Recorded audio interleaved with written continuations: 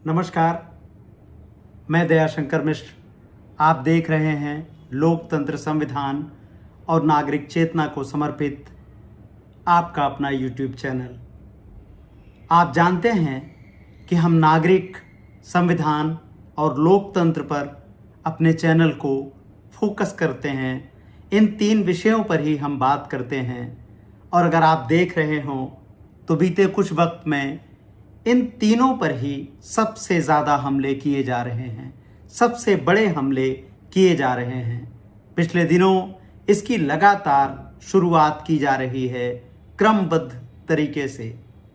हमने देखा कैसे लोकसभा चुनाव के पहले एक वातावरण बनाया गया कि आपको बीजेपी को 400 पार का मैंडेट देना है ताकि संविधान बदला जा सके, हिंदू राष्ट्र के लिए रास्ता साफ किया जा सके, मनुस्मृति के लिए जगह बनाई जा सके। लेकिन भारतीय मतदाताओं के सोच विचार और उनकी लोक चेतना ने इस प्रस्ताव को ठुकरा दिया। उसके बाद पहली बार प्रधानमंत्री नरेंद्र मोदी अपने कार्यकाल में एक गठबंधन सरकार का नेतृत्व कर रहे हैं। अब जबकि बिहार चुनाव बिल्कुल नज़दीक आ गया है, एक बार फिर से संविधान पर हमले हो रहे हैं। हिंदू राष्ट्र के नारे को दबी जबान में धीरे धीरे मुख्य मुद्दा बनाने की कोशिश की जा रही है। आइए सबसे पहले देखते हैं कि इसकी शुरुआत इस दूसरी बदलाव की किश्त में कैसे करने की कोशिश की जा रही है।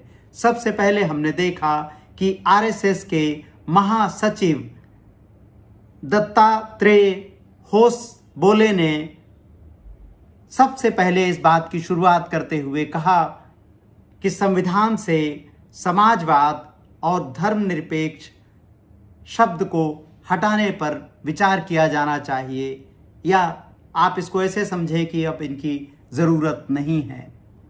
आखिर आरएसएस बिहार चुनाव के पहले यह बातें क्यों कह रहा है? इसलिए ताकि फिर से एक बार हिंदुओं के बहाने हिंदुत्व के विचार को, हिंदू राष्ट्र के विचार को प्रमुख मुद्दा बनाया जा सके।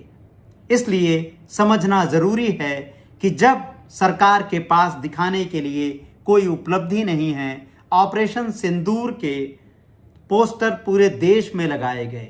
आपने देखा कि किस तरह प्रधानमंत्री नरेंद्र मोदी ने ऑपरेशन सिंदूर का प्रचार किया और इसके लिए पूरी गरिमा, लोकतांत्रिक गरिमा को तार तार कर दिया गया।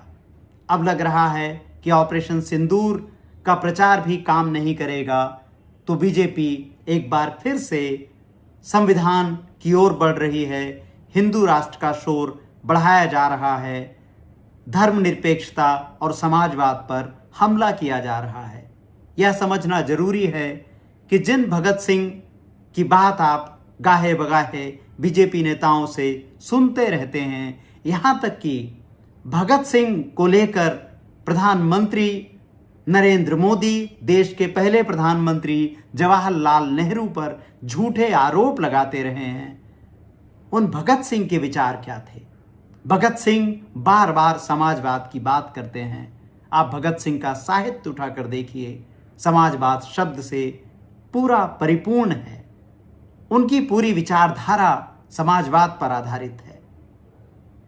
तो एक तरफ भगत सिंह का नाम है, एक तरफ चंद्रशेखर आजाद का नाम है, और इन दोनों को तो आप छोड़िए, इनका तो बीजेपी नाम लेती है, लेकिन बीजेपी ने जो अपना संविधान बनाया, उस संविधान में भी यही 2 शब्द सबसे महत्वपूर्ण हैं। अपनी स्क्रीन पर आ रहे बीजेपी के संविधान के पहले पेज के पैराग्राफ 2 को देखिए। आप देख सकते हैं कि इसमें दोनों ही वह शब्द हैं जिसका बीजेपी इन दिनों सबसे ज़्यादा विरोध कर रही है, समाजवाद और सेकुलर यानी धर्मनिरपेक्षता। तो आखिर बीजेपी अपने ही संविधान से कैसे उलट सकती है? अगर बीजेपी सचमुच चाहती है आरएसएस चाहता है कि भारतीय संविधान से यह दो शब्द हटाए जाएं, तो पहले उसको अपने संविधान में संशोधन करना चाहिए। पहले अपने संविधान से यह दोनों शब्द हटाने चाहिए, फिर देश के सामने आना चाहिए और बताना चाहिए कि आखिर इन दो शब्दों से बीजेपी को क्या परेशानी है। आपको याद रखना चाहिए कि जब प्रधानमंत्री नरेंद्र मोदी तीसरी बार अपने पद की शपथ लेने के लिए संसद पहुंचे थे, तो उन्होंने संविधान को माथे से लगाया था। उन्होंने संविधान को माथे से लगाकर यह संदेश देने की कोशिश की थी कि जो बात बार बार कही गई, चुनाव प्रचार के दौरान कही गई, उन सब बातों का असल में वह खंडन करते हैं। ऐसा संदेश देने की मोदी कोशिश करते हुए दिखे थे। लेकिन आप देखिए कि कैसे मोदी सरकार के कार्यकाल के 1 वर्ष बाद संविधान पर सीधे सीधे हमले हो रहे हैं। बाबा साहब अंबेडकर का बनाया हुआ संविधान भारतीय नागरिकों के लिए समता, गरिमा और बंधुत्व पर सबसे ज्यादा जोर देता है। आखिर समता, गरिमा और बंधुत्व कैसे आएंगे? समाजवाद और सेकुलर, यह दोनों शब्द इसकी धुरी हैं। आप जरा सोच करके देखिए कि इस वक्त देश भर में क्या चल रहा है। आए दिन आप देख सकते हैं कि गौरक्षा के नाम पर किस तरह से अराजकता फैली हुई है। आप जानते हैं कि इस वक्त हम देश के अलग अलग हिस्सों में जा रहे हैं। पिछले दिनों हमने तकरीबन 7 दिन उड़ीसा में बिताए और उड़ीसा के अलग अलग हिस्सों का दौरा किया। आप आज अपने इस पत्रकार की बात को नोट कर लीजिए कि आने वाले समय में उड़ीसा की स्थितियां भी मणिपुर की तरह हो सकती हैं। बीजेपी के उड़ीसा में सत्ता में आने के बाद से लगातार राज्य में ईसाई समुदाय पर, मुसलमानों पर सबसे ज़्यादा हमले गाय की रक्षा के नाम पर किए जा रहे हैं, गौ रक्षकों के नाम पर किए जा रहे हैं। यह जो गौ रक्षक हैं, इनको यह खुली छूट कौन देता है? उड़ीसा में आए दिन ऐसी तस्वीरें आ रही हैं जो आपको विचलित करती हैं। अपनी स्क्रीन पर आ रही इन तस्वीरों को ध्यान से देखिए, किस तरह से उड़ीसा में अल्पसंख्यक समुदायों के साथ व्यवहार किया जा रहा है। आप देख रहे हैं कि उड़ीसा अकेला ऐसी घटनाओं का गवाह नहीं है। मध्य प्रदेश, राजस्थान, उत्तर प्रदेश, बिहार, सभी जगह से मॉब लिंचिंग की खबरें लगातार आ रही हैं। लगातार पशु परिवहन के नाम पर नागरिकों की हत्याएं वो संगठन कर रहे हैं जिनको बीजेपी बहुत शान से अपना सहयोगी संगठन बताती है। कुछ दिन पहले हमने देखा कि मध्य प्रदेश की राजधानी भोपाल में किस तरह से डेयरी चलाने वाले जुनैद की हत्या कर दी गई।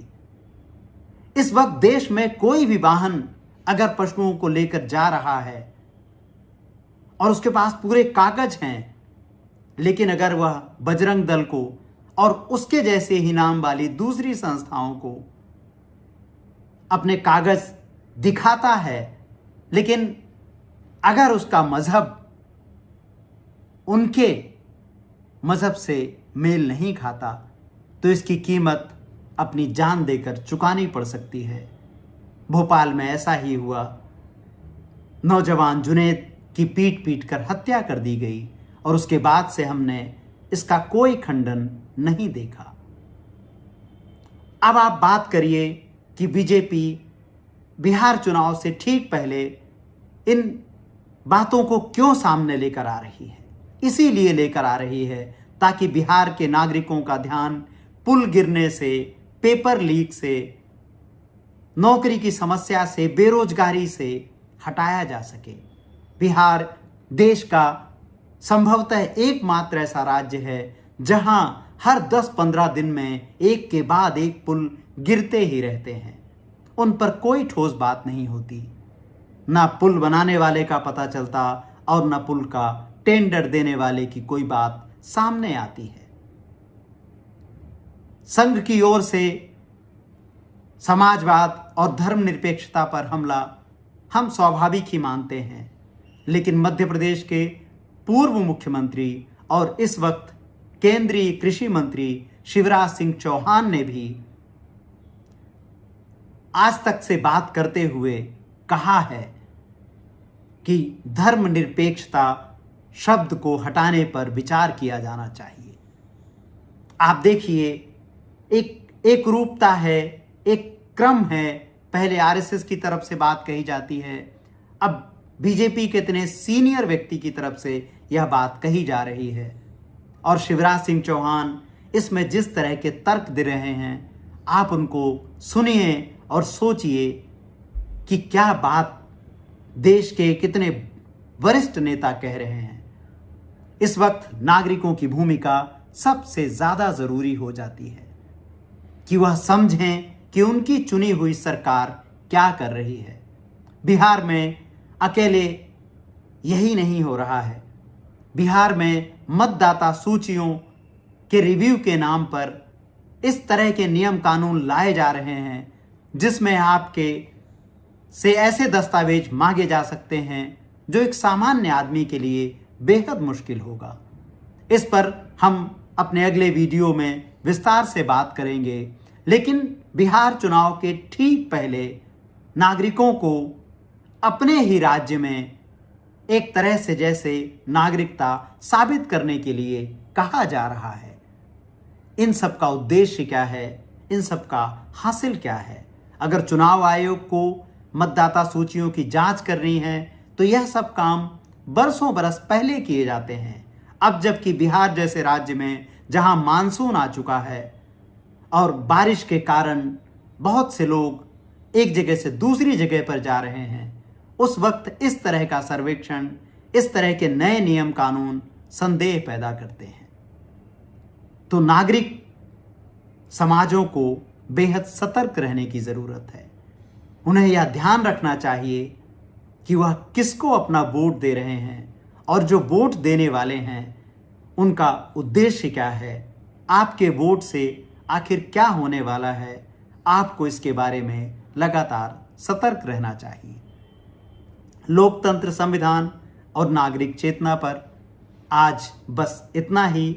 आने वाले दिनों में संविधान पर हमले तेज होंगे, क्योंकि आरएसएस का उत्साह संभाले नहीं संभल रहा है। आरएसएस को लग रहा है कि यह एक स्वर्णिम मौका है जब मनुस्मृति को आगे किया जाए और संविधान को पीछे किया जाए। याद रखिएगा, संविधान दलितों, पिछड़ों, आदिवासियों और उन सभी का एकमात्र सहारा है जिनके पास साधन नहीं है, जिनके पास संसाधन नहीं है, जो गरीबी की मार झेल रहे हैं। 80 करोड़ लोग जिनको 5 किलो राशन पर जिंदा रखा गया है, उन सब का आखिरी आसरा संविधान है, समाजवाद है, धर्मनिरपेक्षता है। नमस्कार, धन्यवाद।